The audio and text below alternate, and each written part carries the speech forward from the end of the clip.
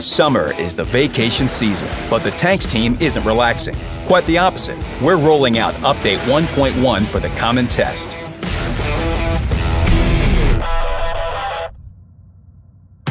"1.1 has something for everyone and a heap of new stuff. For the hard hitters, the Polish tech tree. For the perfectionists, balance changes to some maps. For the connoisseurs, the revamped Pilsen and 2 more locales appearing for the first time. And of course, the second campaign of personal missions you've all been waiting for.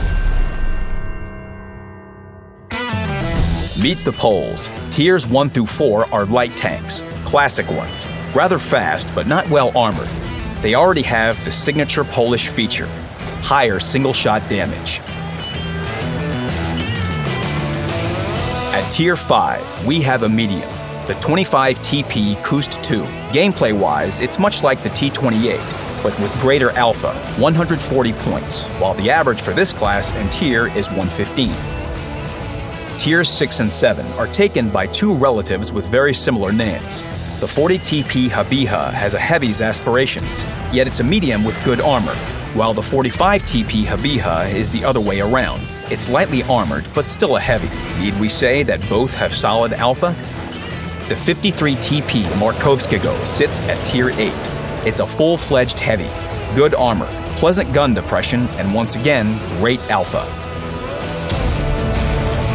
The Tier 9 is a grown-up Tier 8 and a precursor to Tier 10.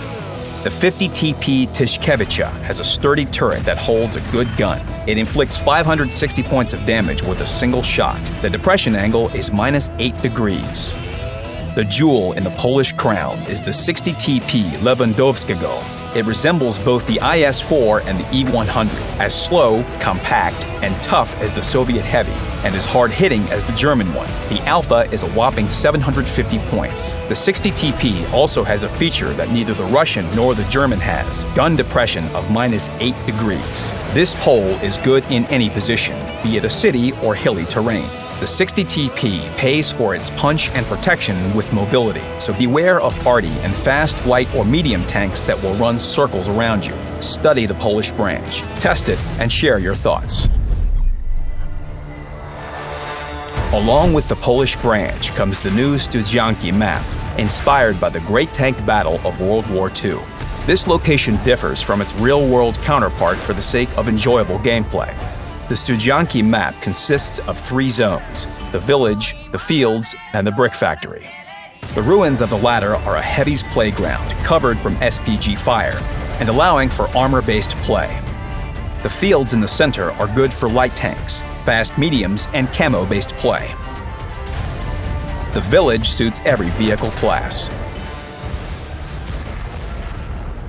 Mines, Glacier, and Siegfried Line were modified to make the team's opportunities even. The province map has changed too. It now has a limited tier range, from 4 to 7. If you want to know more about the balancing corrections, check the game's site. The Pilsen map is returning in HD quality.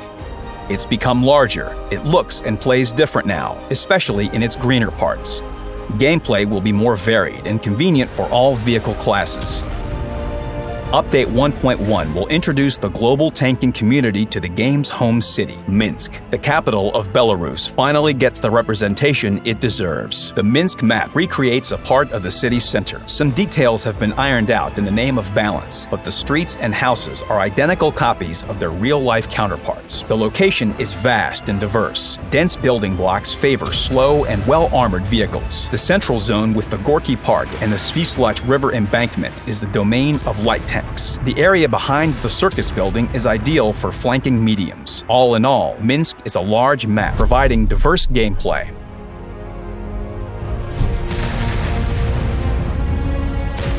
Update 1.1 opens a new campaign of personal missions. The second campaign consists of 3 operations. The Common Test will feature 2 of these. The first will be available right away, with the second coming several days later. To test the second front, players will be credited orders to unlock the operations. When Update 1.1 hits the live servers, all operations will unlock after certain timeframes. As before, personal missions will be split into groups, this time by nation rather than by vehicle class. The nations will will be put into 4 pools: the Union, the Bloc, the Alliance, and the Coalition. The missions can be completed only on vehicles from nations belonging to a pool. Another novelty is different terms for every operation. In the first one, the progress will be cumulative, with goals to be reached within any number of battles. The second operation will require good performance in a single battle. The terms of the third will be tied to a series of fights. On top of that, now you can see your progress while you're in battle. The Common Test Interface isn't the final one. We want to test its functionality and look for mistakes. It's a work in progress, so some elements may not function. The new campaign's goals aren't easy to meet, but they are worth your time. The rewards are 3 unique vehicles. Completing the first operation will get you the Excalibur, a British Tier 6 TD. The second will yield you the Chimera, a Tier 8 medium.